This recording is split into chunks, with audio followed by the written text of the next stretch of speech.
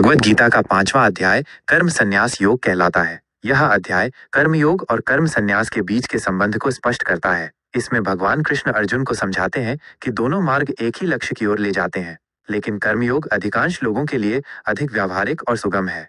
इस अध्याय के मुख्य बिंदु इस प्रकार हैं: कर्म संन्यास और कर्म योग में समानता। एक ही लक्ष्य भगवान कृष्ण बताते हैं कि कर्मों का संन्यास, त्याग और कर्मयोग, कर्म करते हुए अनासक्त रहना, दोनों ही मोक्ष की ओर ले जाते हैं। जो व्यक्ति सही मायने में जानता है कि कर्मयोग और कर्म संन्यास एक ही हैं, वही वास्तविक ज्ञानवान है। अनासक्ति का महत्व: दोनों ही मार्गों में कर्मफल की आसक्ति का त्याग आवश्यक है। चाहे व्यक्ति कर्मों का पूरी तरह से त्याग करे या कर्म करते हुए भी फल की इच्छा न रखे, महत्वपूर्ण यह है कि वो आसक्ति से मुक्त रहे।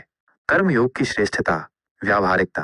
भगवान कृष्ण कहते हैं कि कर्मों का पूरी तरह से संन्यास तब तक कठिन है जब तक मन पूर्णतः शुद्ध न हो जाए। मन की शुद्धि भक्ति के साथ निष्काम कर्म करने से प्राप्त होती है। इसलिए अधिकांश लोगों के लिए निष्काम कर्मयोग अधिक सुगम और व्यावहारिक मार्ग है। पवित्रता और शांति। जो व्यक्ति कर्मयोग का पालन करता है वह अपने मन, इंद्रियों और बुद्धि को नियंत्रित करता है। वो भौतिक सुखों की इच्छा से मुक्त होकर इच्छा, भय और क्रोध से ऊपर उठ जाता है और अंततः परम शांति प्राप्त करता है। ज्ञानी के लक्षण, समदृष्टि।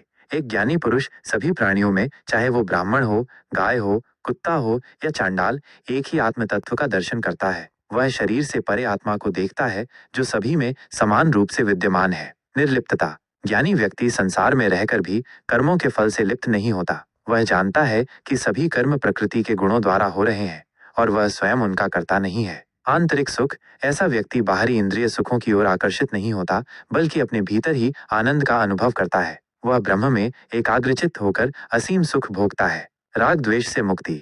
ज्ञानी पुरुष न तो प्रिय वस्तु को पाकर अत्यधिक प्रसन्न होता है और न ही अप्रिय को पाकर विचलित होता है। उसकी बुद्धि स्थिर रहती है और वह भ्रम से मुक्त रहता है।